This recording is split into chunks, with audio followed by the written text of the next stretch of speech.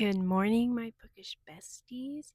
Welcome back to my channel. If you're new here, my name is Adrienne, and today we are going to be going on a little less than 24 hours road trip. It is 7:15 in the morning, and I'm about to head to Dallas for the day, which is about a 5-hour drive away from me. An author who I really like his work from Australia is actually coming to Dallas, and it is his first American tour. And I just said, you know what? I think I'm really going to regret it if I don't go see him. Because, like I said, I'm a really big fan of his work. It's Benjamin Stevenson, who wrote the Everyone in My Family Has Killed Someone series. The third one just came out like 3 days ago. So, yeah, I'm really excited to go. There's also just some stuff in Dallas I've been wanting to do, anyways. So, without further ado, join me on my crazy trip bookish day.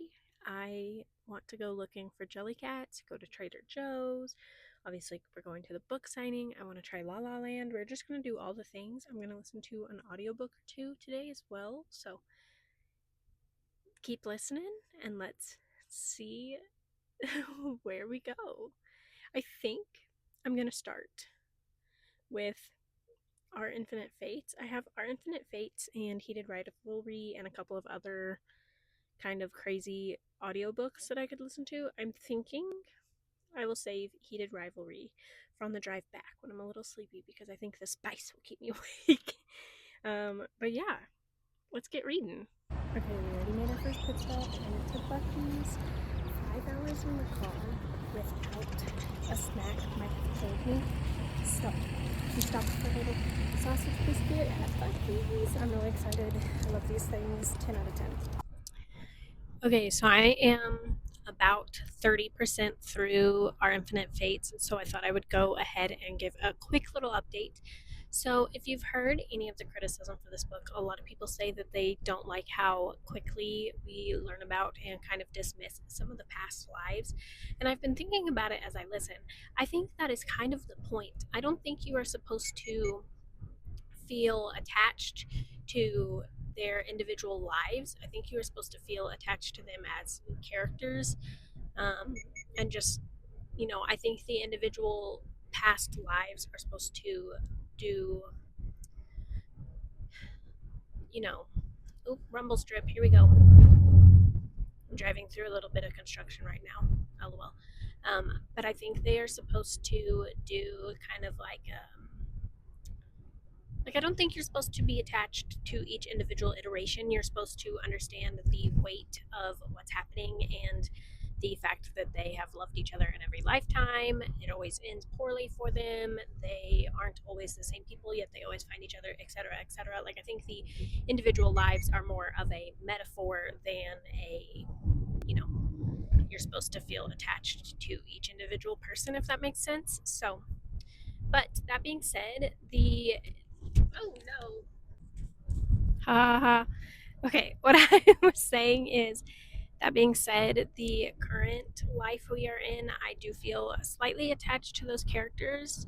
A reveal just happened that I kind of saw coming, but I was also like, damn, that's crazy. I will say, so far, I mean, I guess 18 years is a long time to spend with somebody, but I do think it's a little weird how attached she is to this current life compared to some of the past lives. Which, granted, I guess Rumble Strip, I guess her current sister is in poor health and stuff, but it's just kind of odd to me that she cares that deeply, I guess. I don't know.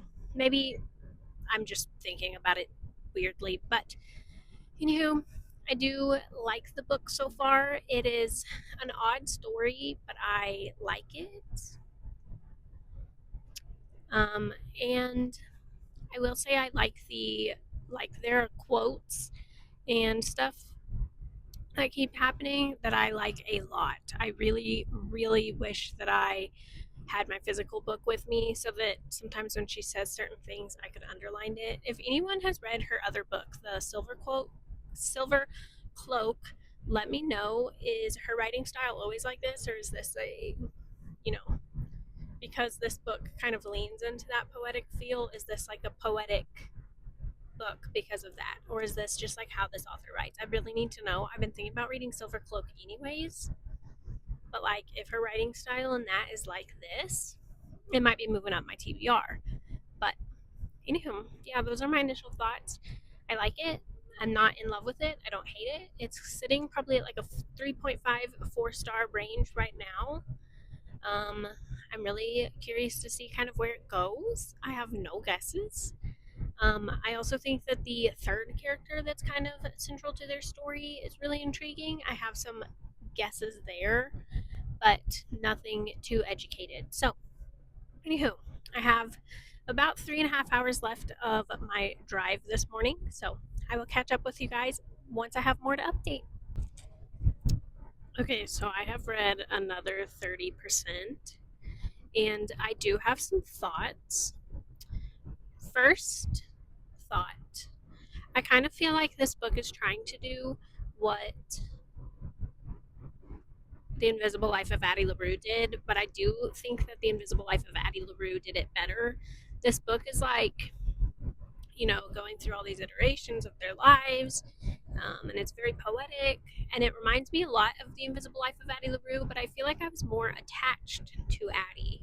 Like, I felt for her more deeply, and I don't know if that's because, like, I can't really remember, but I feel like in Addie LaRue, we only saw a couple of the iterations of her life. Like, we really, really focused on the present.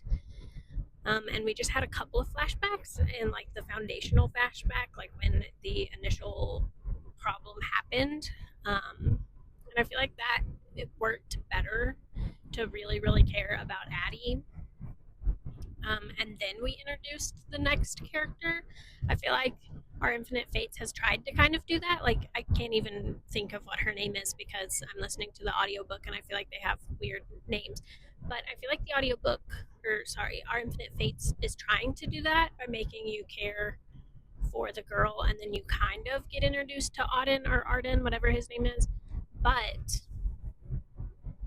the problem is we get introduced to them at the same time, kind of. So I feel like I just don't care about them as much. But yeah, I don't know. I don't know that I love it. I don't dislike it by any means. It's just like I said, I do think Addie LaRue did it better. Like they're very, very similar. So I don't know. Oh my god. I have a lot of thoughts. This traffic out here is crazy. Teehee. I had another thought that I really, really wanted to talk about, and I forgot what it was. Um, but yeah, I just, oh well. I do not care for the modern plot, I think, which is hurting my enjoyment of this book a little bit. Like, it just feels kind of silly to me, like I mentioned earlier. Like, I'm just confused why she cares so much that she's like doing all this crazy stuff, which, like, I guess granted, if you knew you were going to die, it wouldn't really matter what you do, and I think that's kind of the point of what she's doing. But it just feels a little silly to me. And yeah, I don't see a way that this book could end with them not both dying again.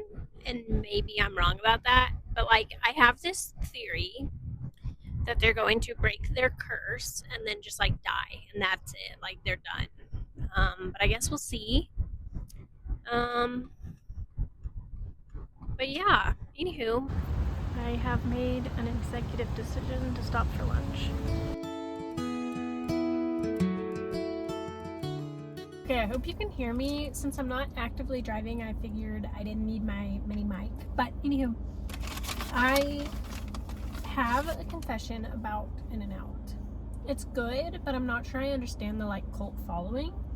Also, I find it shocking that they don't offer some sort of like enhancement to your burger. Like, why couldn't I get something like bacon or a sauce? Which, like, I guess as a picky eater, I appreciate that their menu is simple, but girl wants a bacon cheeseburger, you know? But anywho, it's gonna be my first time having it. I tried it once back in like 2018-ish and I wasn't super impressed, but when I was driving around today I was like, you know what, YOLO. I will say the fries are very good. I did personally have to salt them though. Let's try the burger. I just got meat, cheese, and lettuce, so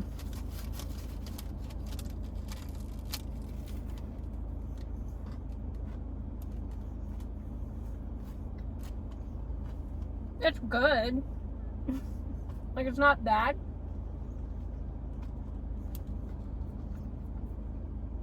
And it was a very good price, but like I said, I don't necessarily see the cult following because it's really just a plain hamburger. Like, I feel like I would have gotten a similar quality just going somewhere like Brahms. But maybe that's an unpopular opinion because I love Brahms hamburgers. I think they are. If you live somewhere that doesn't have Brahms, I'm really sorry.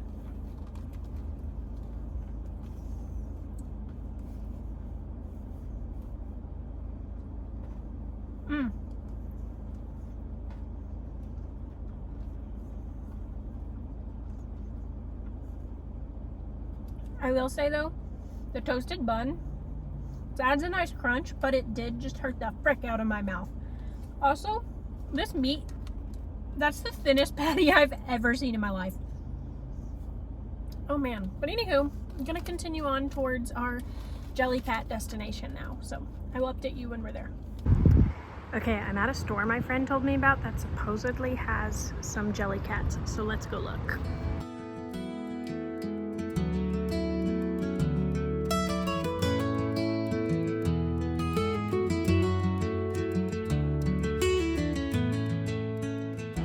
Okay, the first section I'm checking out is the collectibles area. Let's see what they got.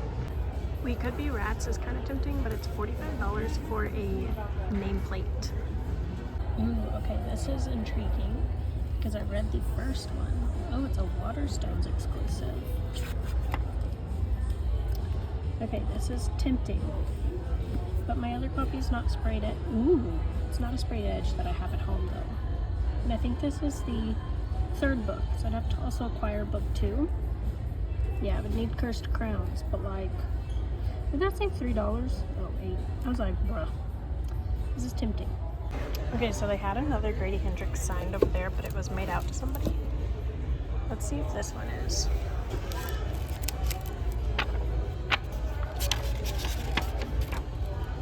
Ooh, okay, this is also tempting. It's got a little stamp and everything. How much is it?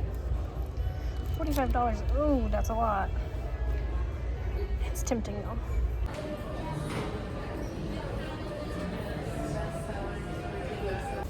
I just won a giveaway for this book, so excited to see that. Okay, I'm hoping you can hear me. I don't have my mic, it's in the car, but I am in the releases, and then I'm going to go to YA. That's always where I go first. I do already own a copy, but the signed, that's really tempting me.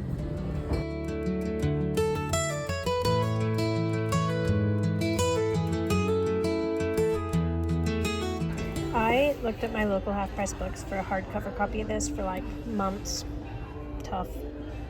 Also looking for a copy of City of Ashes that's not like beaten up like mine. What are the odds that they have like literally everything but hardcover City of Ashes? Come on.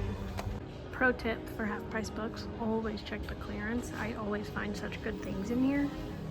Because if they have more than one copy of a book, sometimes they'll clearance it, even if it's in perfect condition.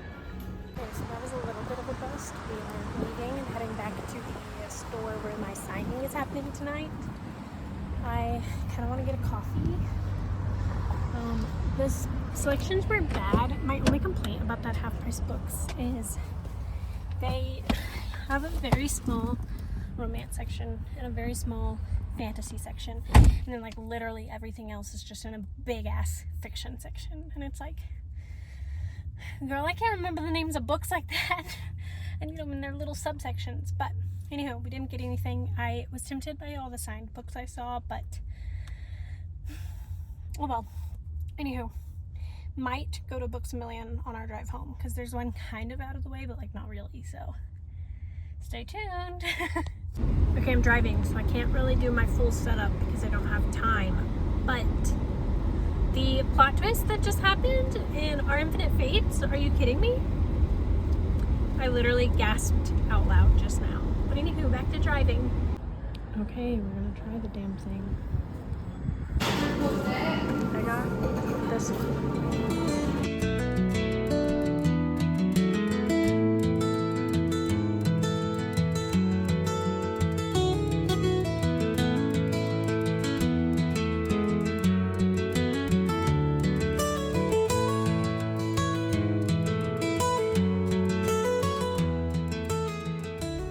I'm tempted to get this.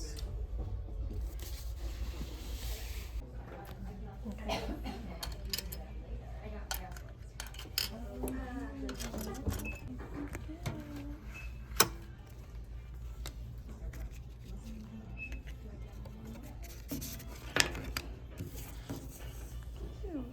And then the man of the hour, Benjamin Stevenson. I know that you guys probably have read some of his previous novels, and today we're going to talk about Everybody in This Bank is a Thief. So I think I'll get somebody. But let's. Spotted. I kind of want this copy of Dracula, but I don't see a price.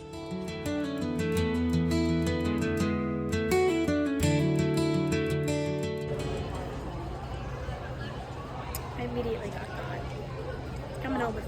Okay, I'm not sure I want to read Silver Cloak anymore because the book I'm reading scared me. This from my husband. I think I'm gonna. This is really tempting me, but I don't know that I want to pay $22 for it. It is tempting though. Actually, this is even more tempting because I could get an owl bear. Okay, I kind of want this. Get it off the list right now. Okay, we have so much to debrief. We have so much to debrief on. I went to my event. It was awesome. I am so glad I drove down for it. He is so funny, and I learned so much about him and his books and his writing process, and he signed all 4 of my books. It was awesome. He signed the first one. This is not a memoir, which I think is just freaking hilarious. And then the one that just came out, he wrote Happy Sleuthing in it, so I think that's awesome. I will insert pictures or maybe shoot a footage clip when I have a moment. But I did also go to Books A Million, and I accidentally did some damage there. I got my husband a capybara because every time I see a capybara blind box, I just want to buy it for him. But I also got myself a blind box. This is a Dungeons and Dragons themed blind box. Oh, and I also bought Daggermouth because duh. And then I also bought Song to Drown Rivers because this is a book I've been kind of curious about, and they had the special sprayed edition for literally $7. So yeah, I did in fact buy that. Oh, and I bought 2 other books at the store that the guy was doing the event at as well, because they had a book I kind of was curious about. They had a signed copy, and then I wanted to buy just something to, support them anyways. So I also bought the Bright Years by Sarah DeMoth, I think is how you say her name. But anywho, let's open my blind box. Okay, I really hope you can still hear me. These are the options. I'm really hoping I get the owl bear or the dragon, but we are gonna just see what happens. I shouldn't have bought this, to be honest. Irresponsible choice of my money, but it was fun, and I don't have a Books A Million anywhere near me, so I figured, you know what, it's now or never. I'm so scared. Blind boxes always make me so nervous because it's like, oh, what if I get something really ugly? Okay. I'm so scared. Okay, I can't tell what it is. You look at it first. Is it ugly? Oh, it's ugly! Oh, well. What even are you? A troll. I mean, it's not the worst option, but it's definitely none of the stuff I wanted. So,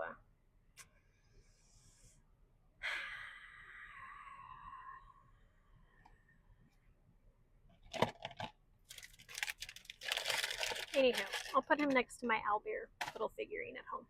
Um, but yeah, I now have a 5.5-ish hour drive home, which means my ETA is about midnight 15. Um, so wish me luck. I still need to get dinner and gas, so we're gonna figure that out together.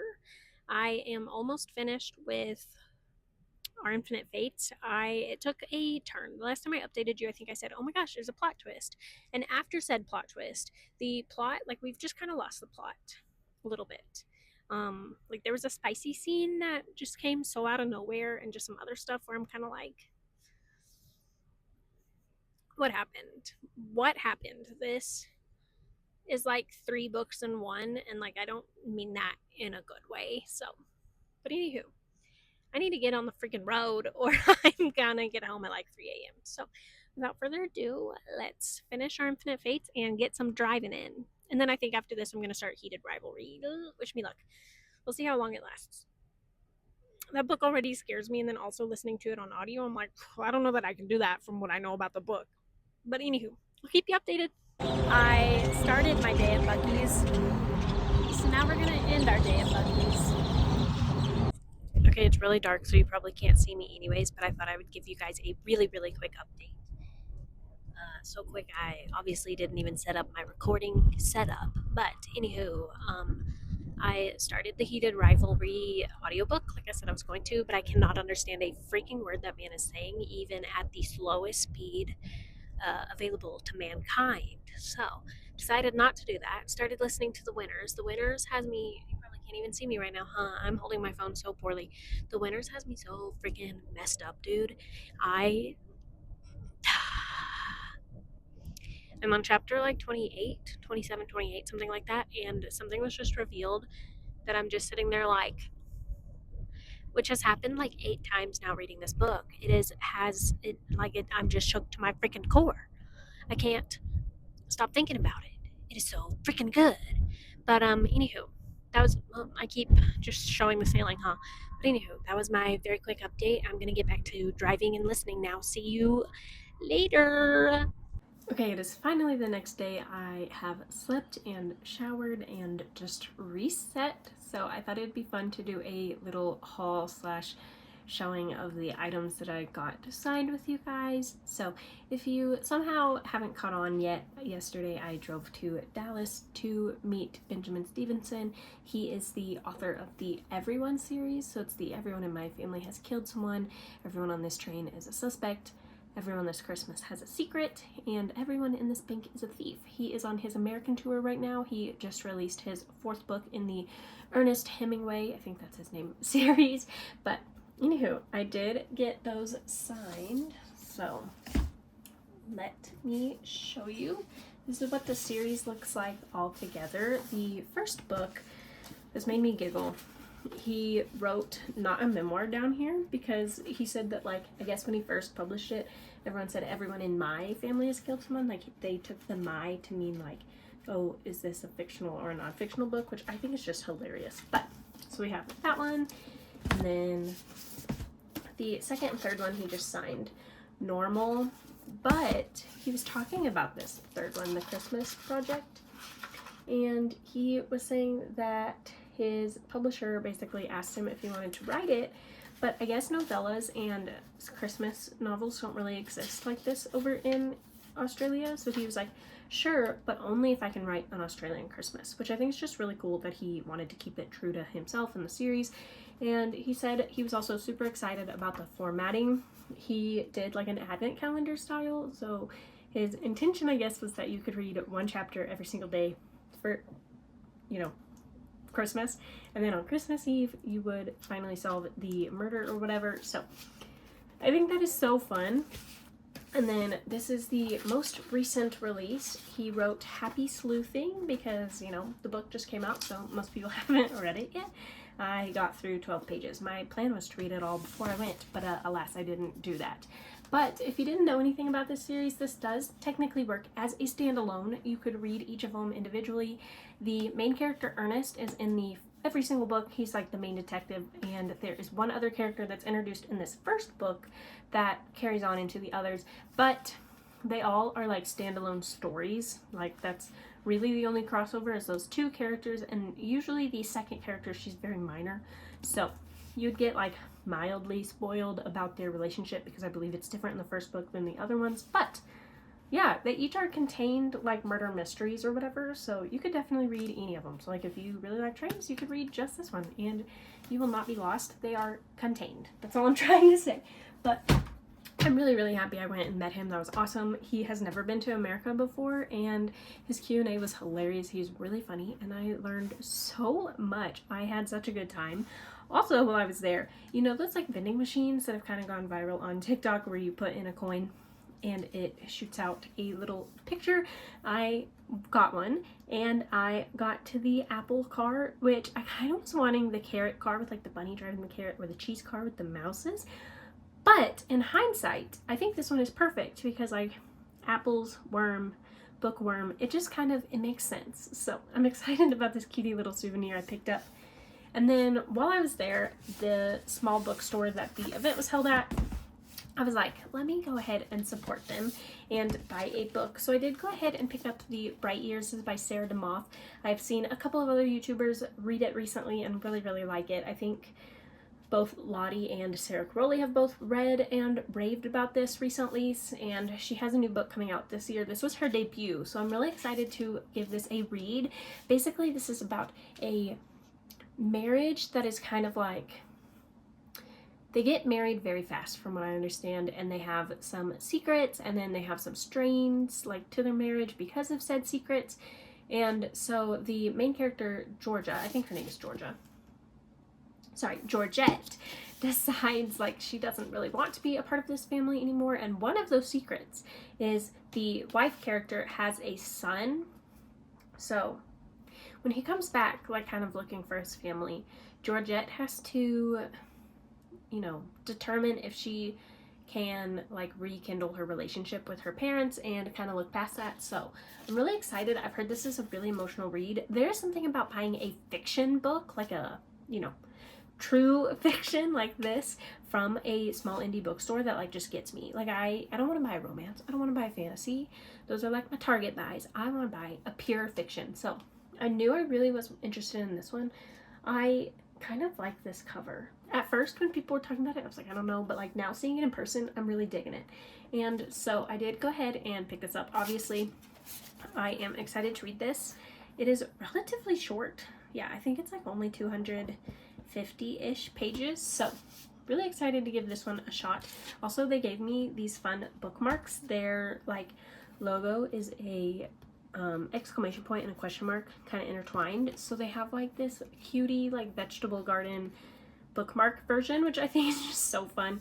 So got that, and then they also had a massive selection of signed copies. So I did go ahead and also pick up Crux. This is another coming of age story. I believe this is about two high schoolers who rock climb, and something happens to where they have to like work together, maybe like, yeah, this description's not really giving me much, but from what I remember from what I was hearing about it back when it was a book of the month pick and, you know, it was kind of getting its buzz a little bit, I remember that it's basically about two rock climbers who come from like very different, like, you know, parts of life. Like I think one of them might be kind of rich and privileged and the other one's not. Please don't quote me on this. Like I said, this is just kind of what I remember, but I think it's a coming of age where they kind of have to, you know, discover what life means through those differences, but maybe they come together through rock climbing. I'm not really sure, because like I said, this description here is like giving me nothing, but it does say a story of friendship, grit, and risking everything to change your life. So, but anywho, yeah, it was a signed copy. I really regretted not getting this as my book of the month a couple of months ago, so I'm really happy to now have a copy. And when I saw it signed, I was like, well, duh, I need that. Yeah, this one is way longer though. It is like 403 pages, so it does intimidate me a little bit more than The Bright Years. But like I said, the story seems really up my alley, so I'm really excited to read it. I used to rock climb, so I think I'm gonna really like this one. Really, really excited. And then, as you probably also saw, I went to Books A Million, and if you didn't know, for some reason, Books A Million has physical copies that like you can't buy at places like Walmart, Target, Barnes & Noble, etc. of Daggermouth. So when I walked in and I remembered they'd sold that, I was like, yeah, you're coming home with me. I do have a copy of this on my Kindle, but if you have been around my channel before, you'd probably know that I can't really take my Kindle to work or use it super often. So having a physical copy just like makes a lot of sense for me. And when I saw it, I was like, yeah, I figure I need that. It is like the floppy indie, like, you know, kind of floppy, kind of like, I don't know. Indie books just have a specific feel to them. If you know, you know. I will say the only thing about this is I think now that it's being traditionally published, the second book won't match at all. Because like she's not probably going to indie publish the second book if it's being traditionally published, you know what I mean? But I'm really excited to have a out-of-print indie copy version like this anyways. I'm really hoping I love this. It is literally blowing up right now. I feel like everyone and their mom has read it, so I'm excited to read it and add my 2 cents as well. So stay tuned for that. It is a massive book though. Oh my goodness gracious. But yeah, really, really, really happy I went to Books A Million and found that. And then speaking of stuff that I found, they have an incredible clearance section at Barnes. I mean, Barnes does too, but at Books A Million. And they had A Song to Drown Rivers in like the pretty hardcover sprayed edge edition. So yeah, I brought this home too. It was $8.99. Well, $7.99, so it was $8. When usually it's like $35. So I thought this was an absolute steal. This is one of those books that's been on my radar for a pretty long time, especially considering Jamie Falk absolutely loves this book and talks super highly of it. And from what I understand, it is a standalone, like Chinese inspired fantasy, and I don't think I've read anything like that. So I'm really excited. Also, if I understand right, this is slightly Mulan coded, which is like one of my all-time favorite movies. So naturally, I'm really excited to give this one a shot. And for $8, like, I couldn't pass it up. Literally couldn't pass it up. But anywho, that is all of the items I bought. I did some other like miscellaneous shopping. Like obviously I bought my little blind box guy. He's so ugly. I hate him, but I also love him. And I did go to Skims. I got some scoop bralettes. I'm really, really excited about those. And I just did, you know, just had a fun little girly pop day. Oh, also, I never updated about La La Land. First impression, I was not impressed. I either just got a bad drink in the way that like the one I picked wasn't good, or I got a bad drink because like they made it wrong. Because I ordered the perfect latte, which has secret sauce, which I'm pretty sure, according to Reddit, is just vanilla and maple, and I got it salted, and it literally just tasted like espresso and milk and burnt espresso on that. So I'd be tempted to go back and try again, but at least first impressions, I wasn't super impressed.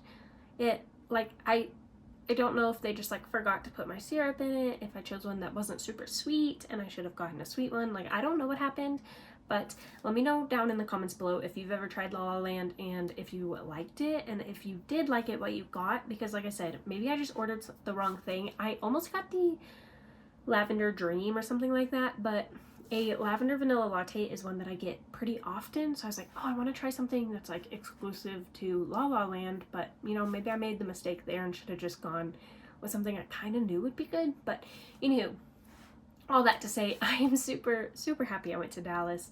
It was so fun. Let me know if you've ever been on a spontaneous, like, bookish trip like that, and if so, how far did you go? Because for me, it was a 5.5-ish hour drive, which to some people is a lot. To me, that wasn't terrible, but like I said, I did not get home till 1 a.m. So maybe it was terrible and I just am brainwashed for the books or something. But anywho, Oh, take this as your sign if you want to do something and you can't find anyone to do with it, to just do the damn thing. I'm so grateful and happy that I have the means and the, like, you know, ability to do these spontaneous trips like this. You know, even a year ago, I wouldn't have done something like this. I wouldn't have gone that far by myself. But take this as your sign to just do the thing. If you want to do it, live your life with no regrets. You know, like, yes, it is important to have a village, but also waiting around for other people to do stuff that you want to do isn't, you know, it's not going to get you anywhere in life. So, like I said, take this as your sign to just do the thing you've been wanting to do. I have no regrets about going to Dallas, and I hope you also do something fun that you've been wanting to do, even if it's by yourself. Thank you guys so much for watching today's video. I really hope to see you in the next one, and I will catch you later. Bye, guys.